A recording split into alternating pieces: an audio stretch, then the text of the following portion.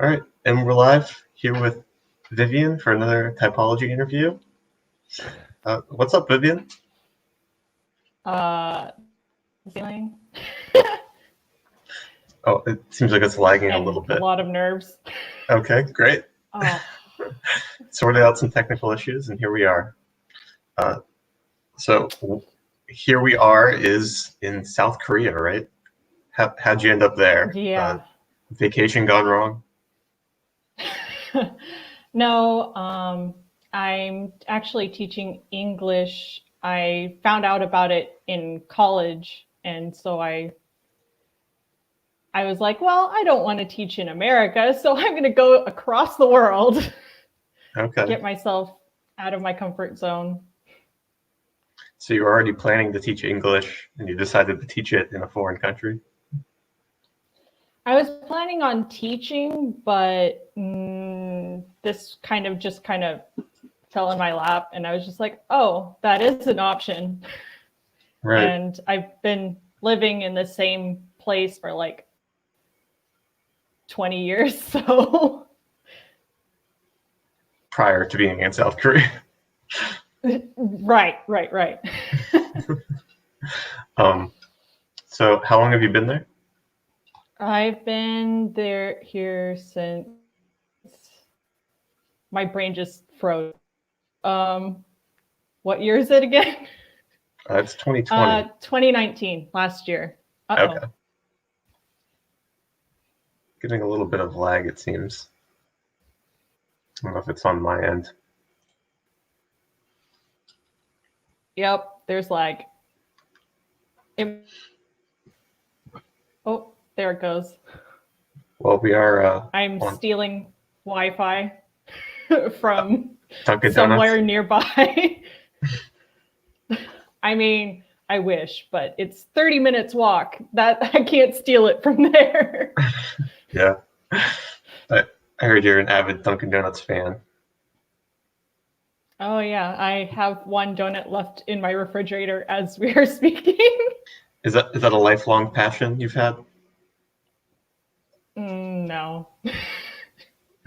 Well, we don't have, in my hometown, we have like a small donut shop. So it's like kind of like a treat type thing. So. Right. But not avid fan all my life. That there's very few things that fit that category. Oh, yeah. Is something coming to mind that fits that category? Writing. Okay. And so how that started, I've told this story multiple times. Oh, my laptop decided to make the screen black. In second grade, our teacher had us write a story, and it was supposed to be only like, we're second graders, like 8 years old. We're only supposed to write like a page. Mm-hmm. I didn't write a page. I wrote like 5 or 6 pages. Oh, wow.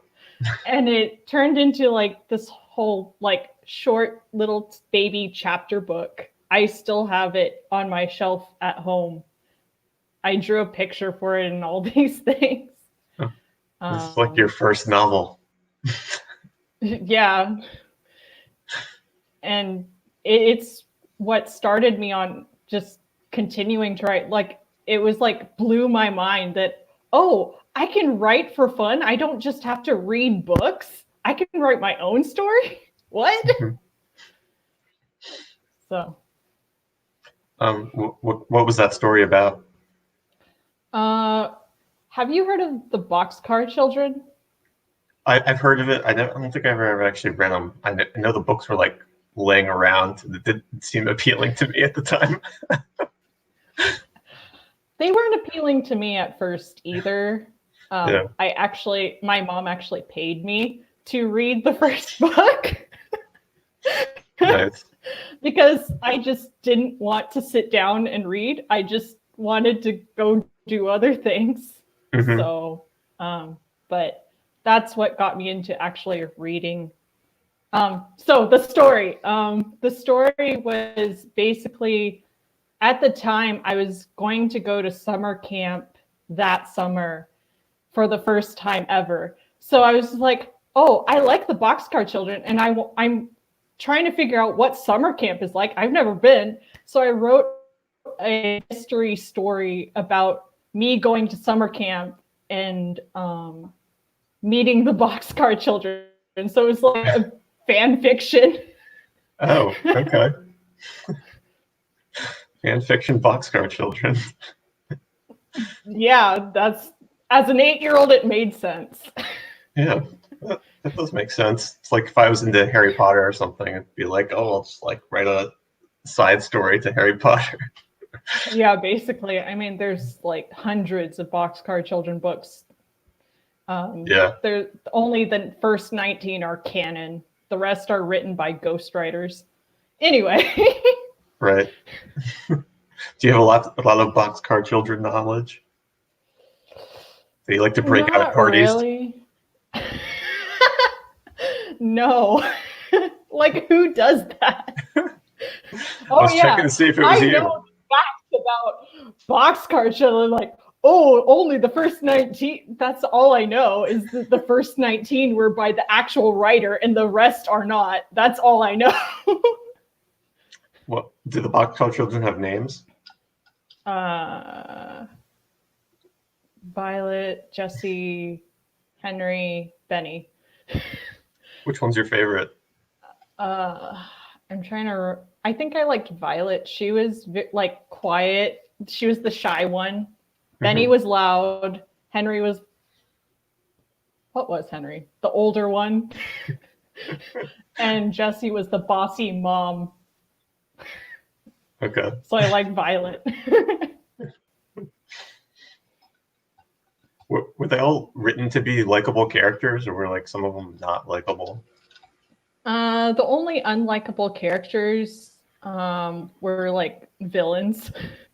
Okay. So most of the characters were likable, but I think originally they were written pretty decently. Like, they're kids' books, but Right. I lost my train of thought. Do they solve they had mysteries their or something? faults. Yeah, they solved mysteries, but they were like not like police involved mysteries. It was more like oh, this mystery of the old house relates back to our grandfather and all that stuff. So it was, at first it was more like, oh, what's this? What's this house about? Man, I don't realize how much I remember of these books until I start talking. Yeah. It's all in there. I read them enough times to hopefully remember something. Right. Do you think they shape your writing today? Not really. Like, the style's totally, it's meant for kids. I don't really write mysteries. Well, maybe I shouldn't put a hard line on that.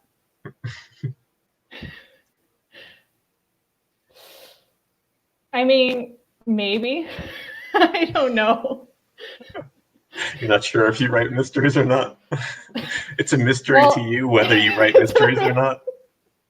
Well, it's not like defined in the genre of mystery, but there are like things that aren't explicitly said in the story. Right. So if you were into a bookstore, you would not find it in the mystery section. Right. Okay. Let's put it that way. Sure. You'd find it in the Vivian section. Yes, because that has a very special category of, I don't know which section it's in. I think it's probably, it could be in the mystery, but it could be in the fantasy.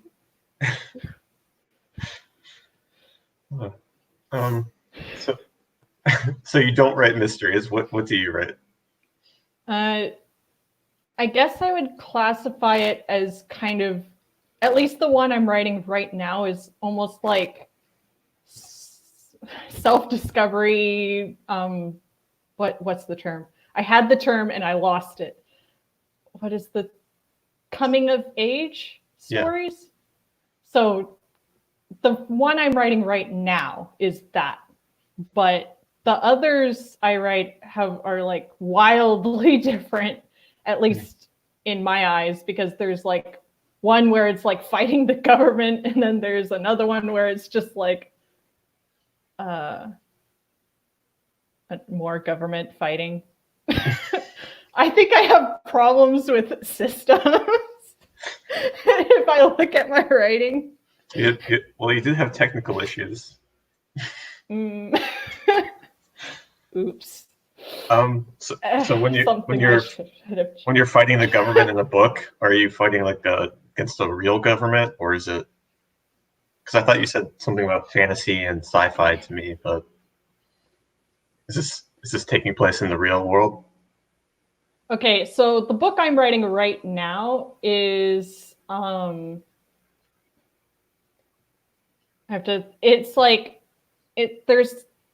you heard the Prince and the Pauper? Like the basic idea of it? I know what a prince and a pauper are. Basic premise, two people who look exactly the same switch places. Yeah, okay. So the idea is there are two different worlds. Yeah, that could be considered that, basically. That's the basic idea of it. Yeah, Lindsay Lohan. But yes. I watched the older one first, the Haley Mills. My dad watched that way too many times, so. I think we had the Parent Trap on VHS or something, so. I think there's like 3 different versions of it. Anyway. Yeah, that's been remade for sure. Oh yeah. Anything popular, make a new thing of it, except for it's the same thing, just with new people. Okay. Yeah, but that one had Lindsay Lohan, so come on. Screw her. I'm kidding. If anyone likes Lindsay Lohan, keep liking her, I guess. Okay. I really like Mean Girls, so I'm just glad she exists. I did not like that movie when it came out. I watched it at a birthday party, and no. I didn't like it at all. It's so funny to me. I love it. Maybe I'd feel differently now. Don't know.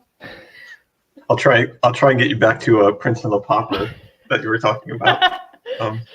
As we detour off into Neverland. Yeah. So instead of it being the same world like in the Prince and the Pauper, this story is actually something I did for a thesis in college. So I actually had to read the Prince and the Pauper because, it's similar to this. So you have to make it, what's the word? Educational, not educational. The word that means that it's smart people and it's uses sources that are old. I don't remember the word. Okay, yeah, I'm not sure either. Words. Help us in the chat. If you know what I'm talking about, let me know.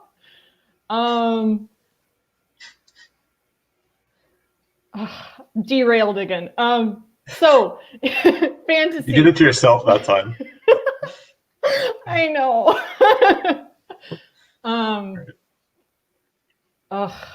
My brain. I see it in my head. Okay. There's modern Earth and there's this fantasy world, and there's a cave that has a wall that separates the two, and it's like the two main characters cross over and trade places. But there's not really a government thing in that one. In that one, instead, there's like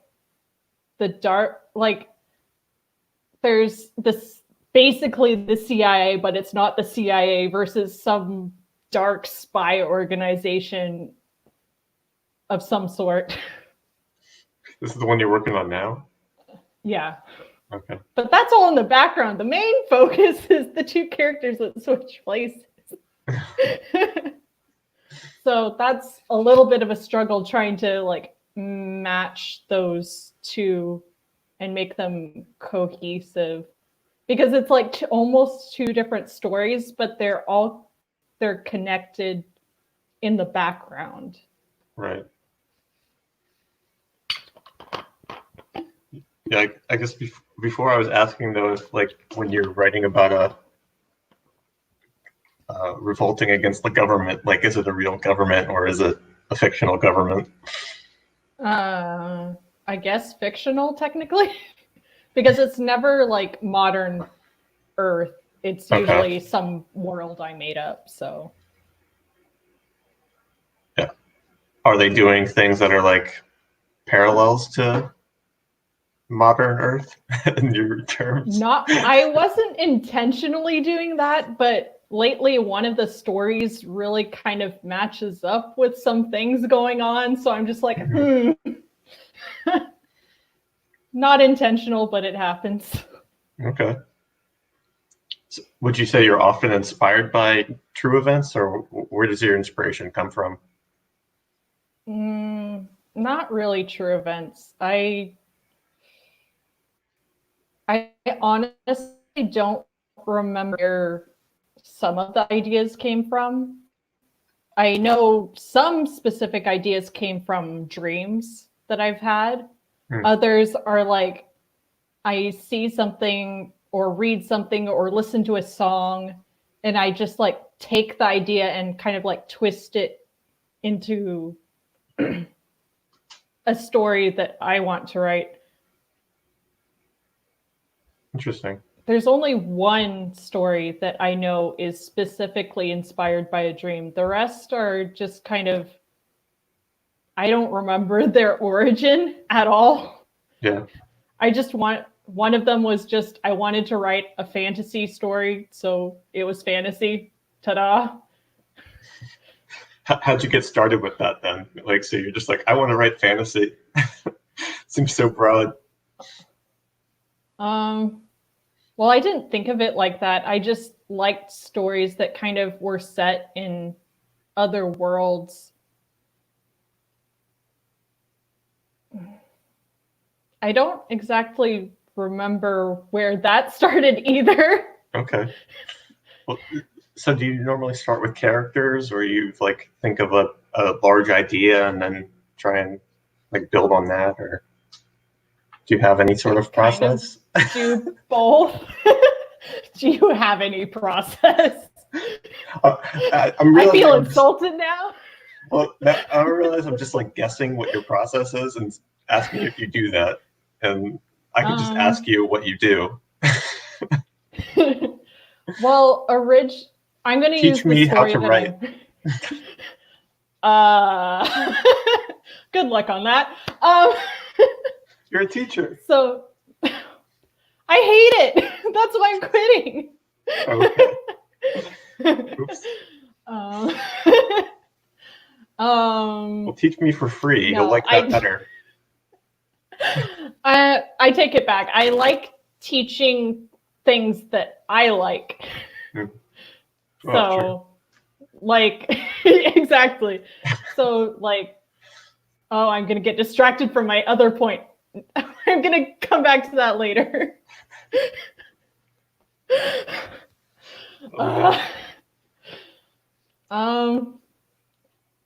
Okay, so the story that I'm currently writing, originally the main characters that I'm using right now were not the main characters I started with. So this story actually started back in high school when I started actually writing it. I didn't get very far, but it was a different character, but it was the friend of the character I'm writing for the main character now. Okay. So I've had most of my characters like that were not me self-inserting into some fantasy story since high school, probably freshman, sophomore year. most of the characters I use consistently are from that time. So, all right. And most of them are, I saw the question in chat, are you using OPS to write your characters? I didn't know about OPS at that time. Right. I knew about MBTI though.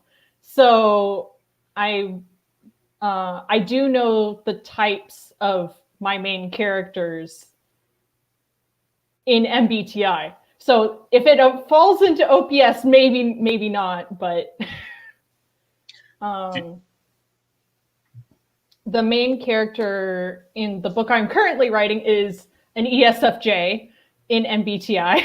So it's basically me, but not me, because she can do everything better. Sure. So, and she doesn't look like me at all. Well, she's words on the page, so.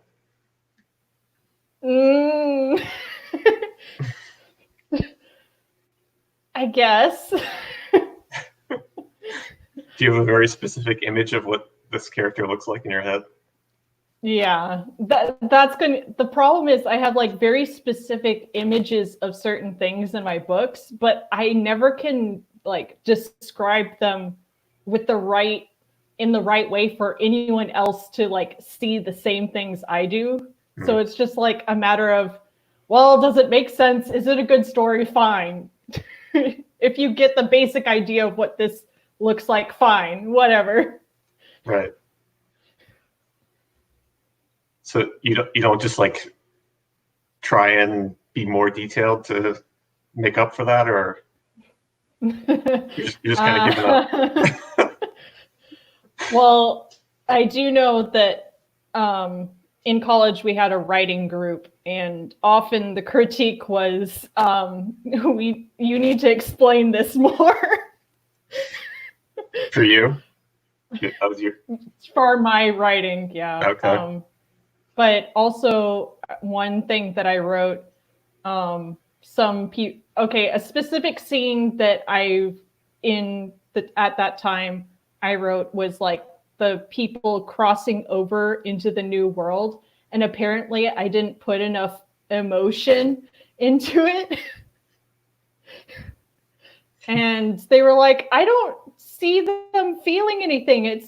There's not enough feelings here. And I was just like, but I described how it felt. You're supposed to feel for yourself. Why do I have to tell you how to feel?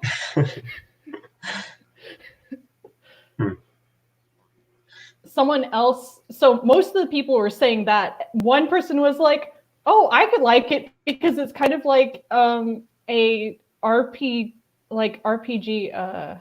self-insert almost feeling, where you can kind of put yourself in the shoes and kind of see what you would feel in it. Only one person said that, basically, though. And I was like, that was my point. So did you like these writing groups? Do you still participate in them? No. At the time, it was good to get feedback, but at the same time, I got annoyed by the feedback. Right. Because like it wasn't, not necessarily for my writing, but some of the writing, like I got annoyed at a critique that was given to someone else, and I was just like, but I like the way it is already. Why are you telling them to change it? I like it the way it is. Yeah. So how do you resolve those conflicts? I tell them that I like it and just kind of let them do it. Like, it's ultimately their story. I can't really tell them, hey, you're supposed to write it this way. Yeah. Because if someone did that to me, I'd be like, excuse me? Do you find it difficult to give that kind of feedback, though? It depends on the person, because I know some people, if they're asking, I'll give them direct feedback as to what I see that might need some work. But if there's someone who's kind of just seems a little bit more sensitive or something, I'm a little bit like, keep it easy, especially if I can tell that the person doesn't really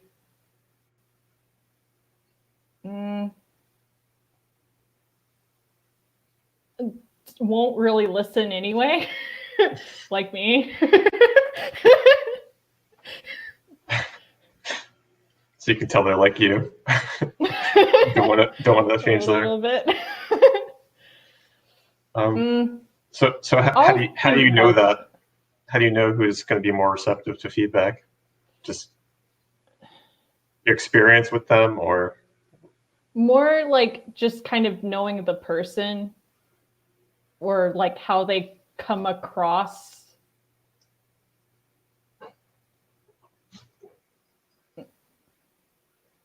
I don't really remember very much because it's been a while.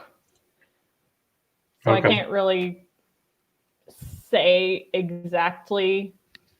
Is there like a specific person you're thinking of that where you had like a particularly difficult conversation? With my writing or their writing? I was thinking of someone else's there where you were the one giving feedback, but it sounds like you might have one for you. Yeah, I don't remember specifically for someone else as much, just because I generally didn't give too much feedback to other people, especially in the group, just because everyone was giving feedback in the group. Like they would take turns giving feedback. So it was like the tribe was giving a whole bunch of feedback. And I was just like, I'm not going to give too much because there's all these other people who are also giving feedback. So something I mentioned, they might mention. And so, but more specifically for me, I remember one story where I shared it with someone and they immediately told me why it was wrong. And I was just like, but it's a fantasy story. Why are you telling me how to write? Why are you saying this is the rule for how to write it when it's a fantasy? This is not medieval Europe at all. Mm-hmm. So they were telling you like it was factually incorrect, or like what were they saying? Basically they were saying that the way I was writing a specific relationship was incorrect. I'm trying to be vague because I don't want if they happen to come across the video. I'm pretty famous here, so. So famous. But yeah, it was more like basically specifically saying the princess shouldn't be friends with her maid, essentially. And I was really mad. Okay, sure. Because I was like, you're telling me how to write characters that are in a fantasy world and how to do their relationship? Really? Mm-hmm. So that bothered me. So they were like saying that the maid wouldn't be friends with the princess or something? Something like they were too like friendly. They should be more formal or something. And I was just like, what? It's a fantasy story. Why? I don't understand. Did it surprise you that this feedback came from this person, or is this kind of like? In a way, like looking back, I kind of get where they are coming from, but at the time, it just like really upset me. So I just was like, well, I'm not sharing my stories with you anymore. I was just wondering if this is like somebody that comes across as like super like ST, to use OP terms, just like, or if it's like not somebody like that, so it was surprising. No, it makes sense for the person that gave the feedback. Like, Yeah. I see what they were getting at, but I was like, that's not what I'm writing. If I was writing a medieval book, I would actually go and research and do all that stuff. But I hate research, so. Yeah, I was going to ask if you do much research for your writing or not. No, the most research I did was for the thesis, and I was very annoyed about it. What did you do for that? For that one, I had to, because of the topic of the book, which I should probably, the reason the two girls are switching. Yes, thank you, Prem. Doesn't like research, consume last. I don't like being told to research. There's a difference. Doesn't like to be told what to do. Whatever coin that is. Boom, ENFP. I don't know. No. The premise of it is the reason they're switching is because one side has the father and one side has the mother. So they're switching to meet the opposite parent, like Parent Trap. Yeah. Starring Lindsay Lohan. No. My character looks nothing like Lindsay Lohan. That's a shame.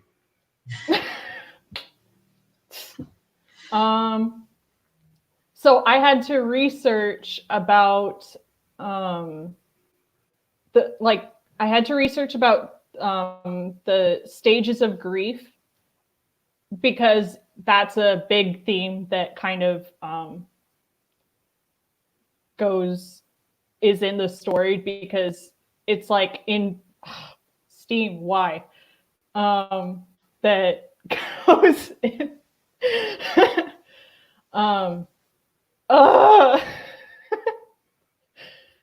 that goes into the book. 3 stages of grief. Yep.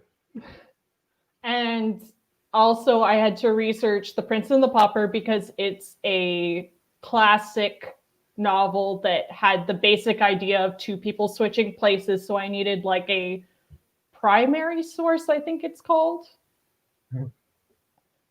So those are the 2 things I had to research. I didn't research much else because the main idea of my thesis was supposed to be to write 50 pages. Like that was my thesis. But then towards the end, they were like, oh, you need to also add in some research and write about how you researched for this book. And I was like, but that's not the purpose of writing.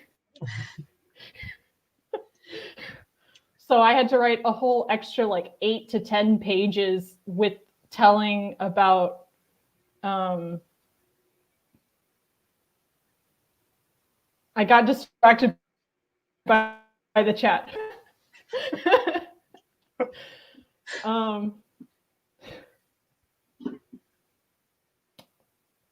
Okay, 10 pages. I had to write I already had like 50, maybe over 50 pages written for the thesis, but then I had to write another 8 to 10 pages explaining how everything connects. And I was annoyed because other people did like less pages. They did research. But mine, I felt like I was like, I'm doing all this work, all these pages, and they only do like 20 to 30 pages. And now I have to do an extra 10 pages on top of the 50 pages I already have. Mm-hmm. So. But that's just been your MO from day one, because you were assigned 1 page and you wrote 5. Yeah, but it's a difference when there's like, you have to write this out. Issues with authority. I got it. Yep. A little bit. Yeah, because the anti-government, seeing a pattern running through. Totally ENFP. Absolutely. No. Are you easily distracted? Don't call me out like this. I don't feel like I am, but I probably kind of am. Like, I will get derailed in class if I start talking about something else. And then I'm like, oh, we're supposed to finish this page. And I quickly go back. It doesn't happen as much in school because there's specific things I have to do. So I stick to those specific things. But if I'm like, I don't know, I'm distracted right now. There's a lot of beeping and words going on the screen. You can switch to private chat and hide the live comments. I think I need to, just for my sanity. What else I was going to ask you about? Yeah. So we've talked a lot about your writing. Maybe we should talk about something else. I'm sorry. It's like the one thing I can talk a lot about. Well, it's good. It got us this far. I'm going to go feed my cat. Let me give you a question from the chat. There.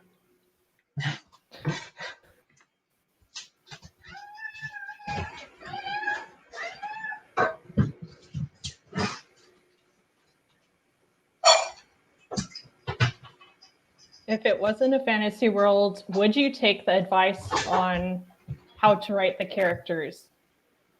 Not the characters necessarily. I'd take more feedback on like the structure or like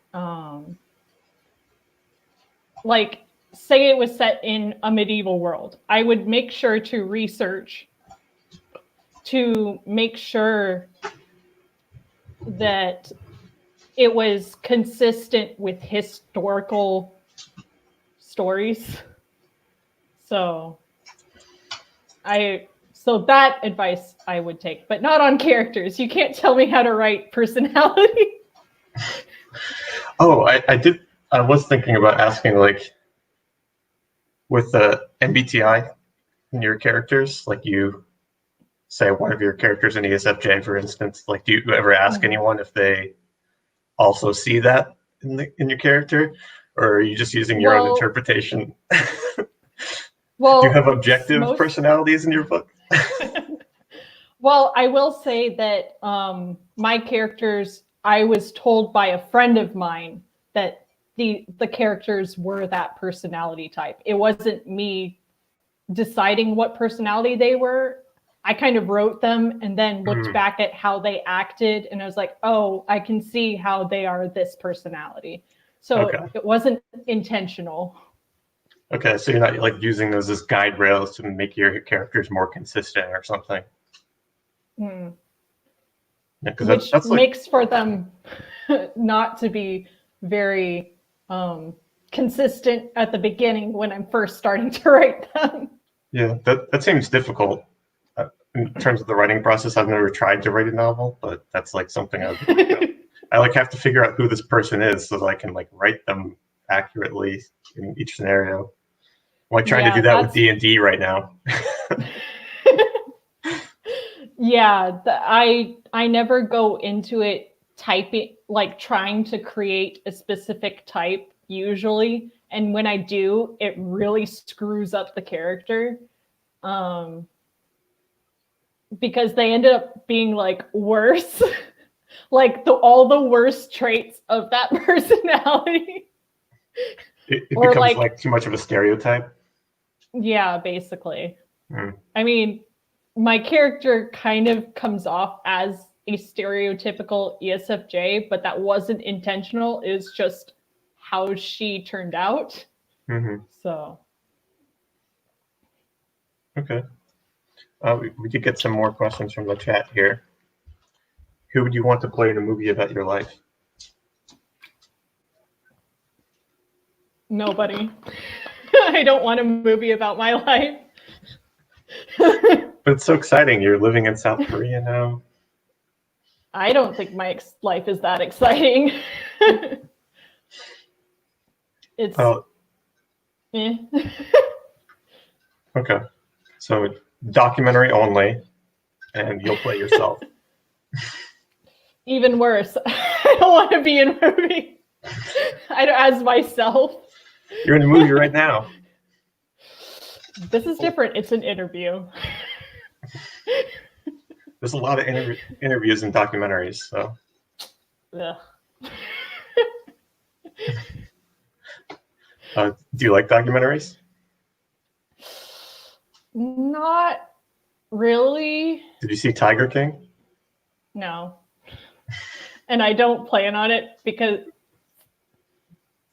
when people start hyping up a type of movie, I tend to be like, well, I'm not watching that anytime soon. Because I see it everywhere and I'm like, well, no. So everyone starts talking about something and you're like, I'm going to not be into that thing. Basically, it's like anti-popular. Anti-establishment. Okay, we're seeing it again. All right.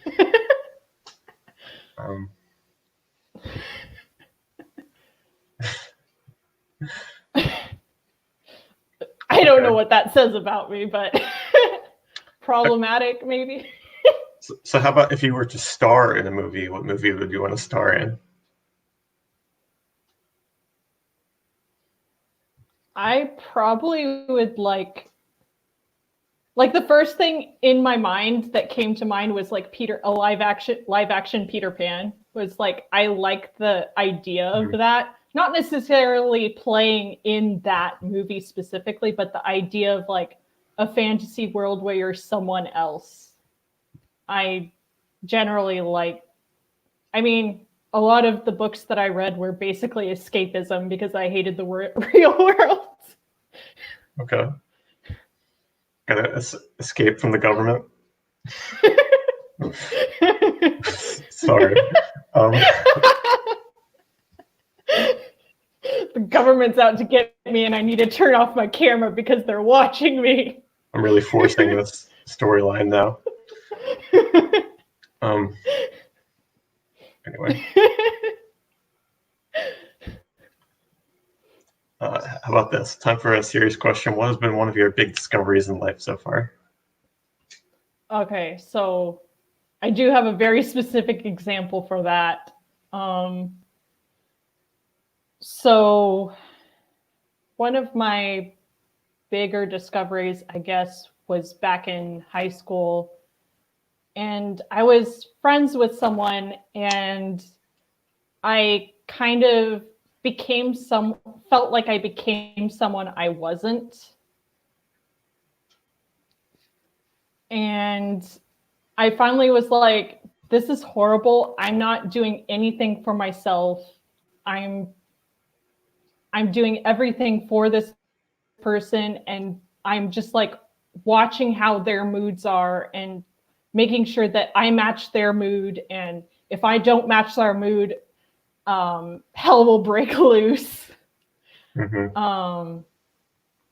And at that time, I met someone else outside school and I started comparing the two friendships. And I was like, wait a second, this isn't exactly the best friendship. This person constantly puts me down. And if I try to say something about it, I'm told it's a joke. So I eventually was like, I can't do this anymore. And I ended that friendship very dramatically. Well, I ended it online, but then she tried to start up an argument at school. And it was very awkward. Right. So I guess the main thing I learned, I was that I need to kind of take what others tell me with a grain of salt and not like try to be perfect to their idea of perfect. Mm. So that might be a little bit of why I'm so shovey against people telling me what to do. Because you feel like your tendency is to maybe do that a little bit, so you're like trying to resist that a little bit. Yeah, that makes sense. Great. So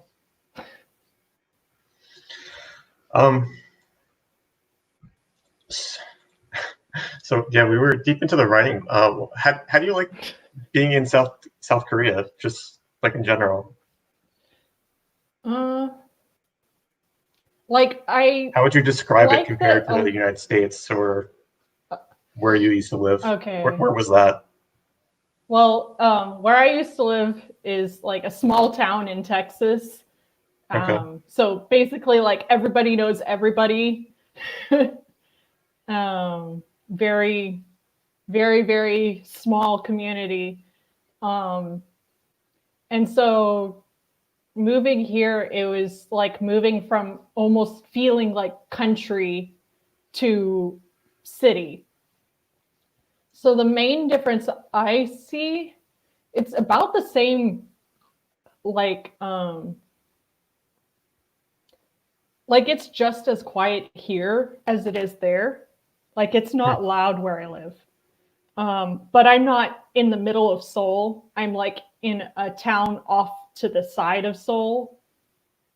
So it's a little bit quieter, but it's not loud here.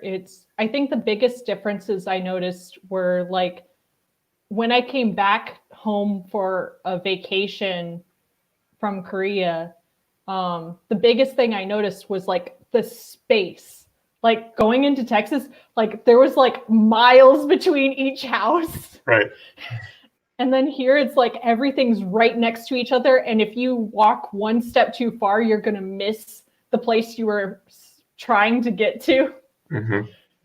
So it's like everything's smaller. Culture-wise, I'm going to use MBTI terms because that's what I know better. But it's like a very SJ culture. Okay. So very traditional, very this is the way you're supposed to act, very polite. In South Korea, you're saying? Mm-hmm. Okay. I mean, not to say my hometown in Texas isn't also a little bit that way, but it's American flavored. Right. So different traditions that they're sticking to. Yes.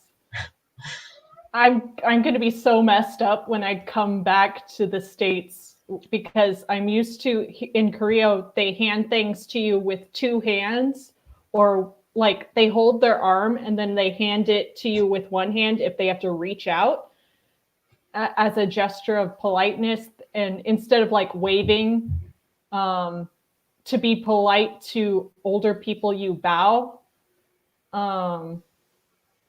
So you bow? So, yeah, basically. So I'm very used to those two things so that it's just like, oh, I can't just like nod to people anymore. I have to actually like wave or say hi. I like that aspect of it where you can acknowledge someone but not have to say something. Did you find it difficult to adapt to that when you moved there? Not really. It didn't feel very difficult, but that's also because the school where I'm at, there's like 6 other teachers that speak English, so it wasn't like pure culture shock. Are you friends with those teachers? Pretty much. I have kind of weird definitions for friends and acquaintances and stuff. Because I'm just like, are you a friend though? Are you an acquaintance? I don't know. I don't like this label of friend because that means you'll expect more of me. When does one transition from acquaintance to friend? I decide. No, that's kind of the problem, right? It's like, I don't know. Like it's this murky gray area of I don't know. Are we friends? Are we close friends? I don't know. Once they've been to my house more than once. That's actually pretty accurate. I feel like that's a good one, but then some people just like don't go to your house and you hang out with them enough that they become friends, and it's like, oh, what's the new? I guess for me, the definition of if you've been to my house more than once, you're a close friend. But if I meet you often outside, we're friends. So like my house is like my safe place where if I let you in here, okay.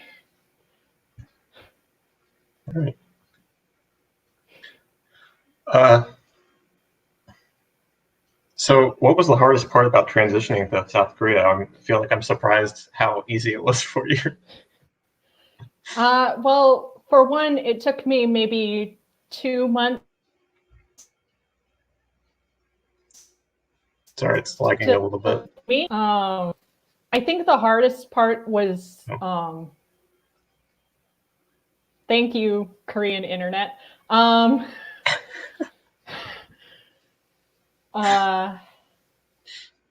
it. Hardest part about South Korea. Hardest part about Korea. It was like missing my friends and not being on the same time zone and being able to like talk to them and hang out with them like I used to. Mm. So are you finding solutions to that problem now, or is it still really hard online? To keep in touch? Well, of course. Well, I've also, I assume they're not visiting every other week. So I think the main thing that helped was like, just kind of like, for me, I just needed to kind of address the feelings and be like, oh, okay. I've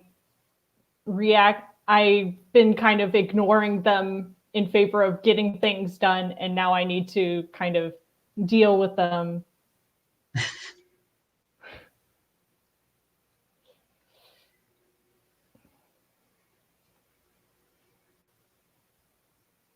Yeah. So more like, just kind of like, okay, this is affecting me, even though I'm trying to like pretend it doesn't.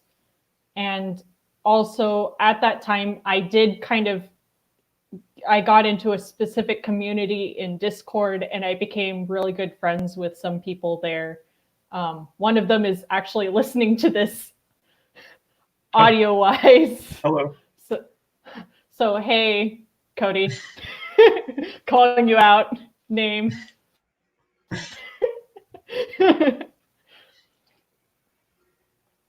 So it was like finding a group that I could talk to online, that kind of a new group that would kind of like serve as like a comfort base kind of thing. What about in person in South Korea? Well, I ended up,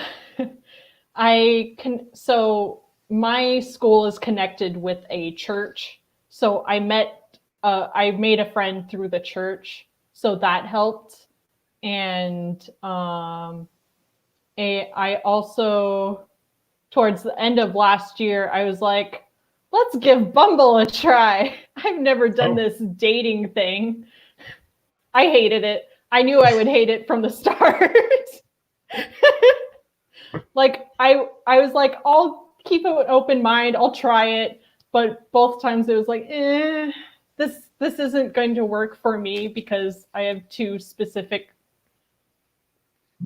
more specific goals than just meet people.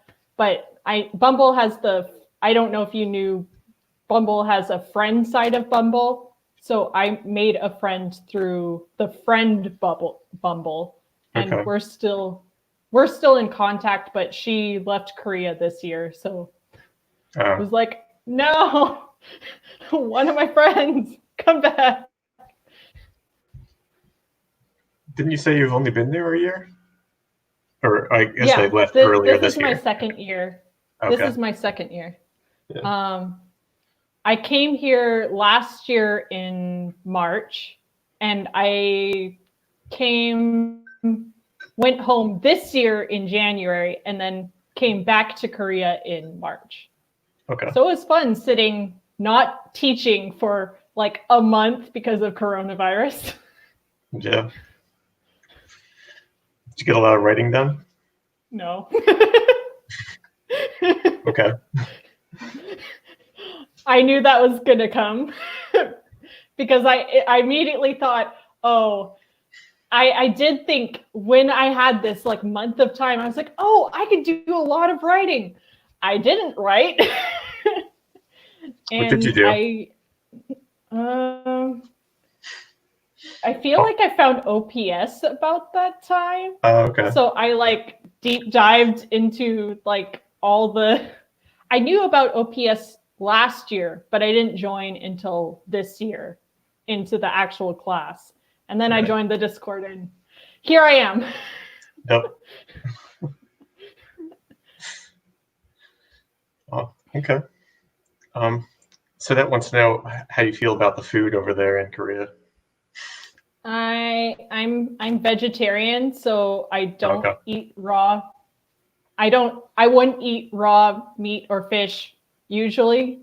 But on top of that, I'm vegetarian. I have eaten some meat accidentally because I didn't know what it was. Right. Getting used to the labels. Because I grew up not eating meat, and like other people were like, "Oh, I thought you would know that's meat." I was like, "No, I don't know that's meat. I've never seen it in my life. Calm down." So, but the food is spicy. I will say that. Is that good? Do you like that? I had to get used to it. I'm not a big spicy person, so it was like I had to kind of get a tolerance for it. So. Okay. So you've been a vegetarian your whole life? Mm-hmm. Your parents raised you that way, or? It's kind of part of the church I'm in. Like, vegetarianism is kind of like one of the bigger things that they kind of talk about. Like being healthy, basically. So essentially, oh, vegetarian is healthy, so therefore this is what we're going to talk about. So, I get a little annoyed when people get pushy about it, though, because personally, I don't really care what other people eat. So it's like, don't tell them what to eat. If they if they believe this way, then okay, they can follow those guidelines. But if they don't, then don't tell them what to eat. Right. Don't tell me what to do. Sure. So I'm got this question twice in the chat, but do you find it hard to be a vegetarian? Back home, no. Here in Korea, sometimes. It's easier to be a vegetarian here because you can usually find some sort of kimbap, which is basically rice, egg, veggies. Sometimes they'll have like anchovies, but it's usually in a separate dish, so you can just like not put it on the food. Mm-hmm. But it's harder when the school provides, when I eat the school's lunch and I don't realize something has fish in it, because they usually, the school for the most part is vegetarian, except for they'll sometimes have fish. So sometimes I'll mess up there, but I don't think of it as a big deal. Like when I go back home and in my apartment, I'll eat what I'm going to eat, but sometimes it's like, well, whatever, it happens. I think being vegan here in Korea would be 10 times harder because everything has some sort of dairy or egg in it. Right. Do you kind of stick to the same sorts of foods because, I don't know, there's just less variety with vegetarianism, or? Well, I stick to the same foods because it's fast to make and I don't have to think about it. Okay. Because I'm not really big into like taking a long time to make food and do all the steps, and like it's, at the end of the day it tastes good, but at the same time it's like I could make something like in 10 minutes and it's just as good, so why bother? Yeah. Okay. We're hitting an hour here. I don't know how much time you have, or if the chat wants to give us some questions. I probably can do maybe 30 more minutes at most. Oh. If it goes that much time. I'm just saying the general, I'd have to stop at like 9:30 my time, which is 8:30 your time. Okay. Prem wants to know cats or dogs. You're stealing my question for Alexander.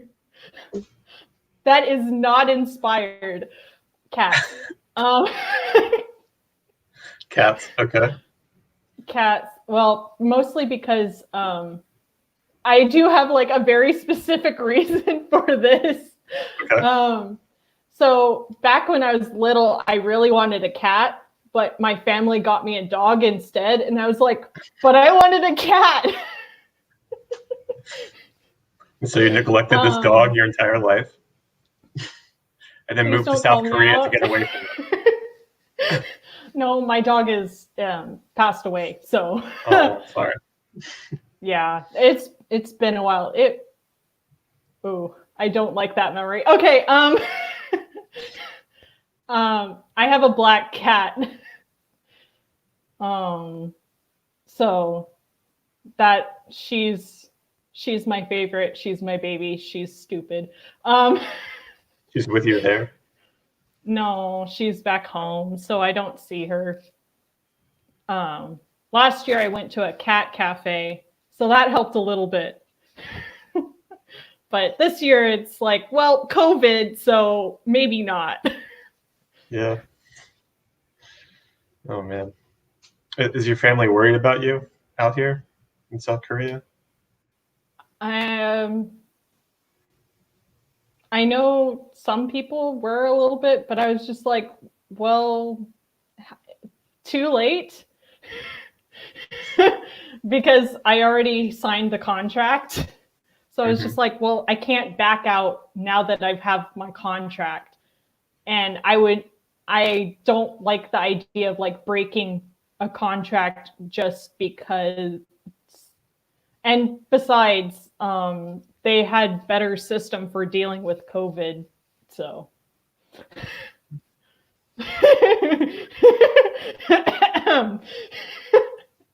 How do you feel about the South Korean government? Yeah.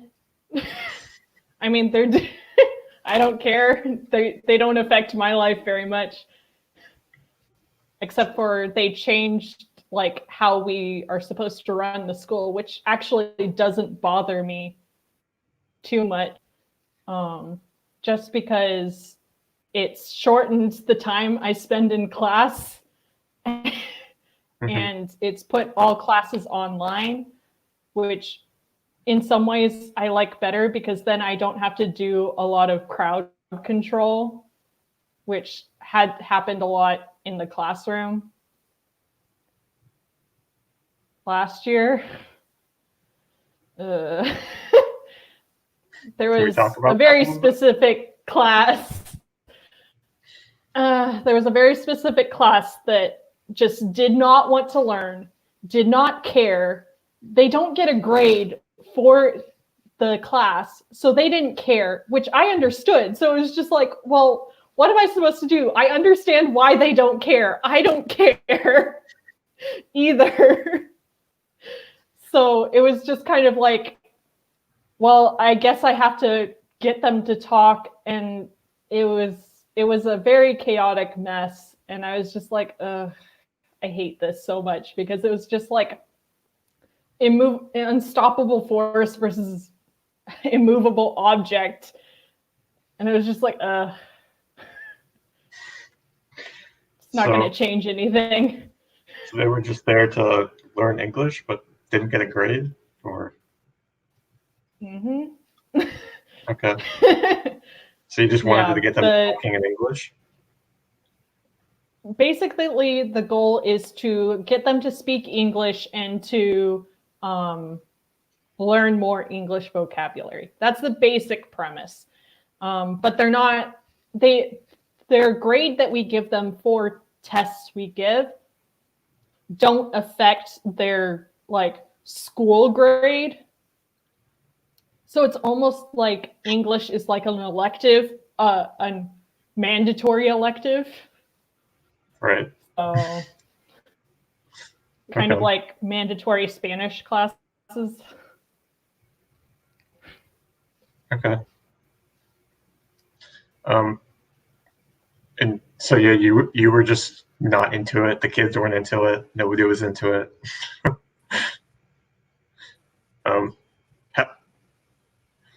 That sounds difficult, but a little bit. How'd you try and resolve that? Were you trying to engaging them in things they wanted to talk about, or I don't know? They just didn't care. Like, I had a specific thing that I had to teach them, but they just didn't care. So the way I kind of just like dealt with it was like, okay, you're not bringing your book, you're not doing the schoolwork. I'm going to ask you questions from the book and go around the room and make every single one of you talk. Even if you don't pay attention to me 90% of the class period and you're just talking to your friends, at least I heard you say one sentence in English. Right. Now I have a fly swatter. I saw what's your weapon of choice in the classroom, and now I have a fly swatter to be like, smack their desk. Okay. How do they respond to that? They kind of laugh. But they generally behave this year because I moved to a lower, I had like middle schoolers and I switched down to younger. And they generally try more because they're younger. They haven't learned the system. They haven't learned they shouldn't care.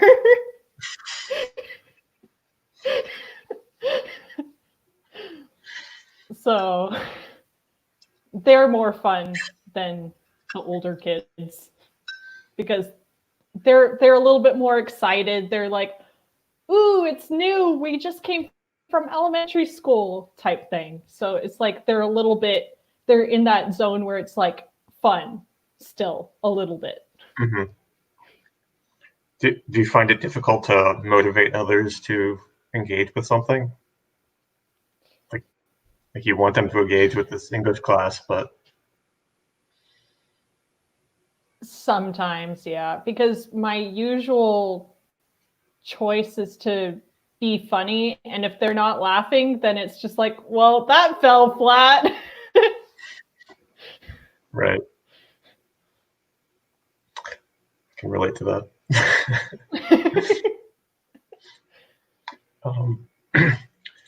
What traits are you looking for in a friend?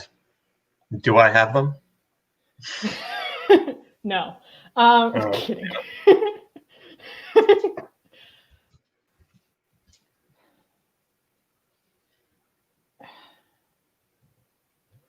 That's a little bit hard because I feel like for me, it kind of,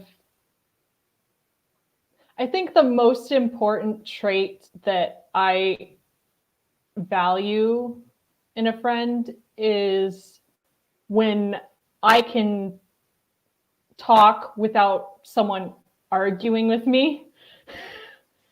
Okay. Because I can give my views and we can discuss it. I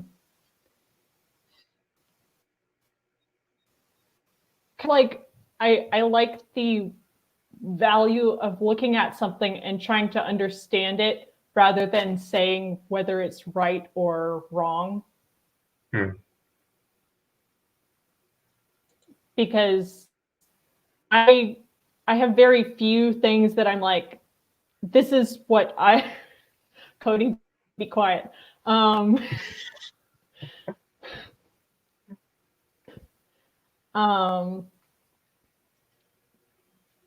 Dang it.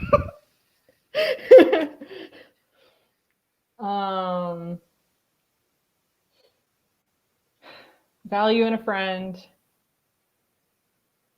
Just describe Cody. No. He's basically me, but male. Oh. Like, not gonna lie, we do a lot of the same things. Is this like, news to him? Legitimately.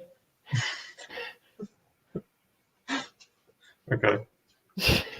So you're kind of talking about like coming at things from an open-minded perspective so that you can sort of discuss them rather than having some assumed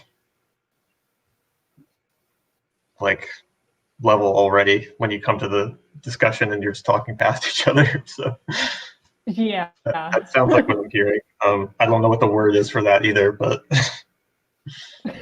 what are words? I guess kind of being open-minded, but yeah, I think that was one trait. What else did you say? Well, I think another thing I value is like, if I discuss something with them privately, they're not just going to go and discuss it with someone else. Because I've had that happen to me where someone basically tried to talk behind my back, and the people who they talked to told me about it, and they're like, yeah, we didn't believe her. But I was just like, you're really going that route? I haven't said anything about you. Anything. And you're going to do that? Okay, why? Okay. So someone who won't betray you. I mean, that's like basic human want, I think. Yeah. It's like loyalty, trustworthiness. So yeah. Honesty, basic. You seem to not like to use like simple words for this question. That's fine. I have trouble with simple words.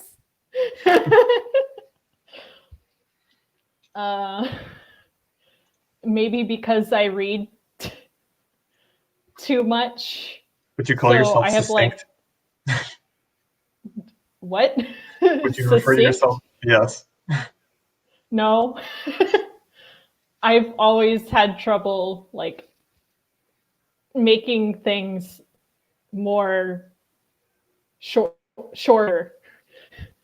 Like summarizing things. I hate it. It's hard. Because it's like, how do I explain all of this in one sentence?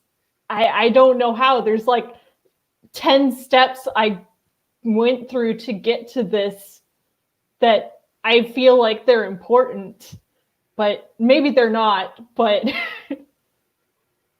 I see. but I've gotten better, I think, maybe.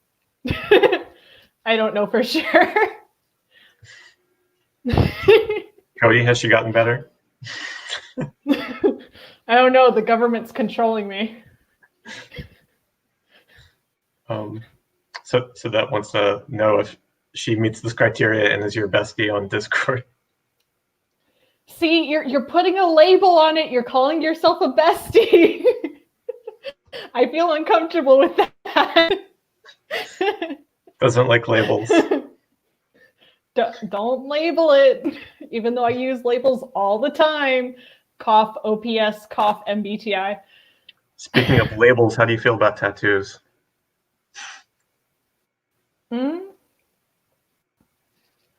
I wouldn't personally because I don't like needles.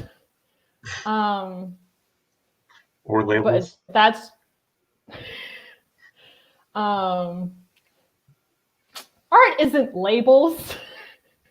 Oh, okay. I'm kidding. Feisty. But yeah, personally, I wouldn't do it just because I don't like needles and I don't really want to get stabbed. But if someone else has them, whatever. So I don't want to get stabbed. Listen, I have issues with pointy objects and sharp wit. Okay. All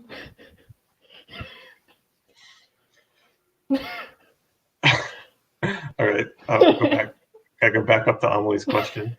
You get to live a different life for 1 month. You can choose any place, career, etc. What do you want? What do you do? I need a different place for 1 month. It's kind of like writing a story for yourself to actually live in. You should be good at this. Like my uh-oh. Yeah.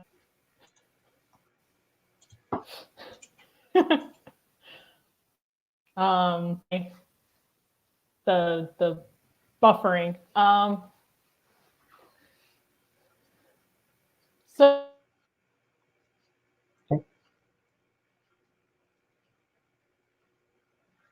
I know. was I robot-y there? I didn't hear anything. You went black Okay. for a split second, so. Yeah, it was black for like a good solid second there. It's fine. I didn't answer the question because I was like taking forever to get to it because I saw it was messing up. It's okay. So I think one of my favorite places, because I've actually been to several different countries, my favorite place that I went was England. And I would really, if I had a choice other than America, other than Korea, I would pick England, maybe out in like the more North England, where there's like a lot of open. Okay, what was the question again? It was career, place that you would live. So yeah, just like what kind of life would you want to have for a month somewhere? You could be a princess with a maid that you're friends with. I don't like the idea of being a princess because I know there would be too many expectations. The government would control me. Well, you could be the maid that's friends with the princess. But that requires me to clean and do stuff I don't want to do. Okay. So I think it would be, my ideal would be like, okay, I gotta say, does it have to be like real, or can it be like, there's two different answers now. You already started. Darn it. You already started. You're in northern London or northern England. Yes, London is a country. And a writer. like that is my ideal. Like that is my basic goal that was in life. Rebel princess. So basically I'm actually going for that goal. So because I'm quitting my job here at the end of the year and going back home to write full time. So Okay. basically I'm going for kind of towards where I want to go.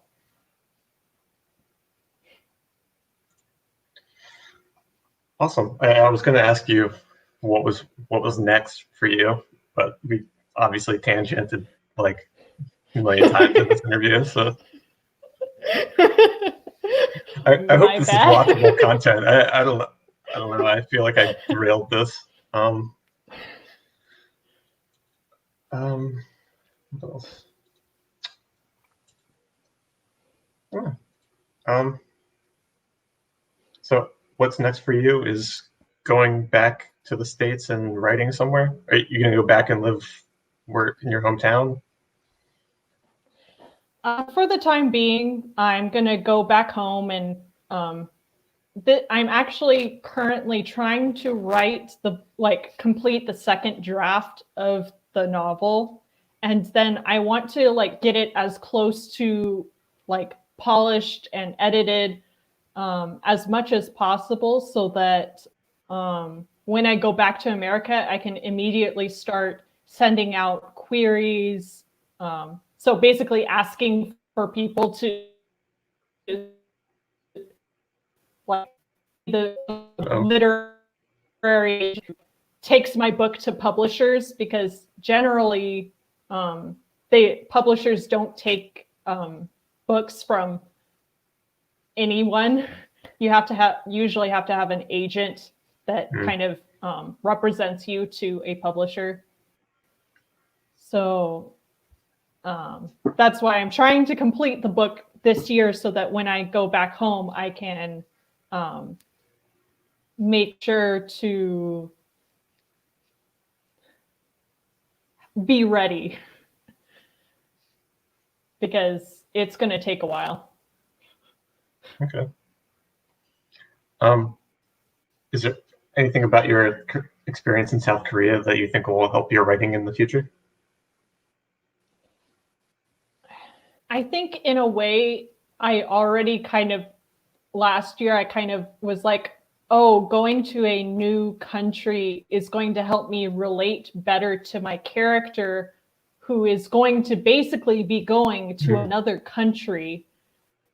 So I can better write the feelings and the general idea of how that would be.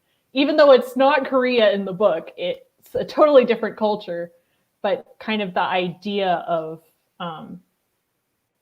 being in a different culture and kind of taking the ideas of what it means to be in a different to normal. Right. So you're doing research. Live research. Yeah.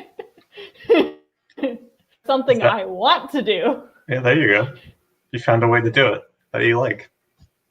I don't know.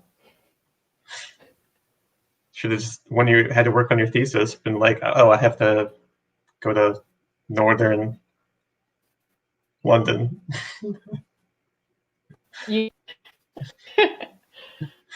London enough to really write that. So. All right. Well, we've run sufficiently over time here, so hopefully this is sufficient for people to fill out your typing form and give a guess as to what they think your type is. I saw some guesses in the chat there. FE, FI. Fun. You know, the classic type. Just but FIFE, FF, FF.